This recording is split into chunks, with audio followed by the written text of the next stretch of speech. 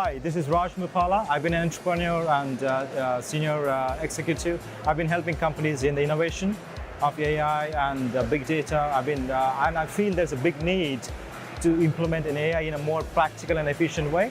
That's why I've started AInfinity to help companies in a more practical and efficient way and also less disruptive to their businesses. I've started AInfinity with the reason to fill the gap in the businesses, to have an efficient AI strategy and a roadmap to deliver cost-effective solutions in a unique way to fit the business. As each business is unique, we work with businesses to co-create solutions in AI to deliver cost-effective solutions and in a more practical way to deliver real-time analytics, predictions, recommendations with our AI platform.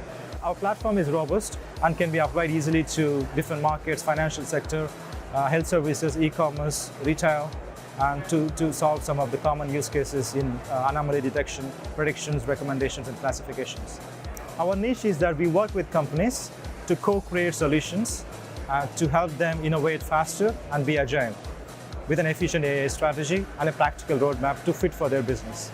We make the AI journey easier for you with our simplified AI platform so that you can use it to deploy, test, and scale up with our intelligent pre-processing and smart algorithm model search and evaluation to fit for you. We are scaling up our platform to an enterprise scalable solution so that you can be applied in different financial markets like financial sector, healthcare, retail, and e-commerce. And we're expanding primarily in the UK.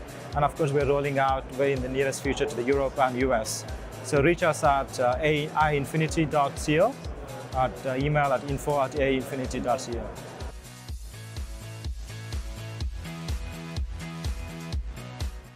Hi everyone, good morning. It's Raj Muppala here, founder and CEO of AInfinity. I've started this company with the vision to have AI to help human intelligence in creating an inspiring world. What we do is we help create cost-effective AI solutions and also in a less disruptive way to companies so that they can have the innovation in an efficient way. And also, as we understand, each business is unique and we work with businesses to co-create solutions, to automate processes and also to deliver real-time analytics and predictions and recommendations with our automated machine learning algorithm models and smart evaluations. When you're dealing with large enterprises, what are those most effective means of changing that culture? When we were talking leading up to this panel about the major obstacles, you all focused on people in your answers when you kind of came back to me. And Richard, there you're talking about incentives. So what are the most effective means of changing a culture? And I suppose possibly Hila, Raj, you might have some interesting insight, and Richard as well, coming from slightly smaller organizations when you're dealing with large enterprises. What are those most effective means of changing that culture? So I think first, clear business objective that has to do with clear KPIs, and then a way to measure everyone and include as many people as possible in that process. The way I see is change is always aligned with the values and attitudes of the people as well. The senior leadership have to be definitely aligned, and they should be the champions of driving the change. And say, example, they have to mimic that they are the champions and they have to drive the change and effectively show that to the organization.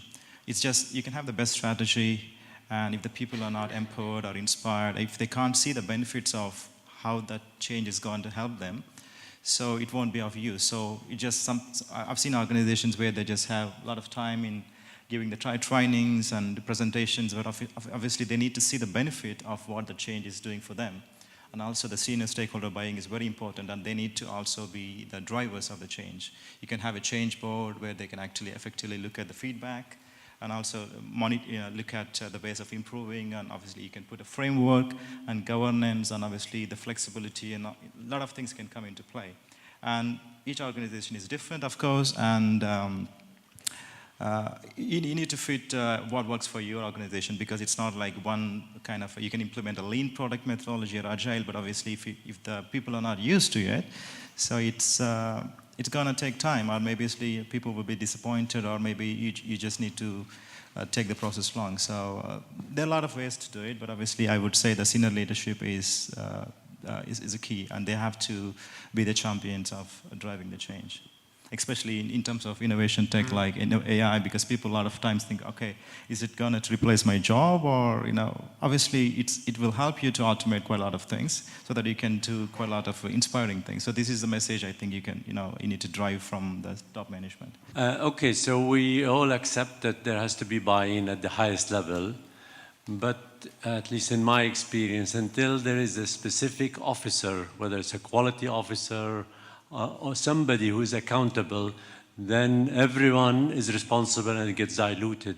In your experience and watching your organization or people you are observing, is that a trend to appoint like a CXO for AI or anybody like that?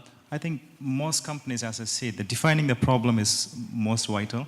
Exactly, everyone talks about AI, okay, it can do quite a lot of automated things, quite a lot of things, but they wouldn't spend quite a lot of time on defining what the problem is, what they're currently doing at the moment. That could be a simple automation task.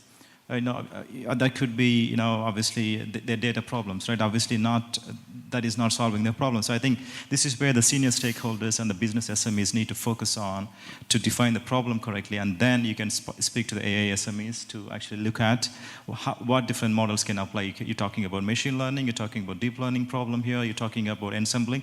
Quite a lot of things come into play. I think this is where I feel the organization need to spend time on defining the problem and then take the journey, rather than just quickly defining the technology.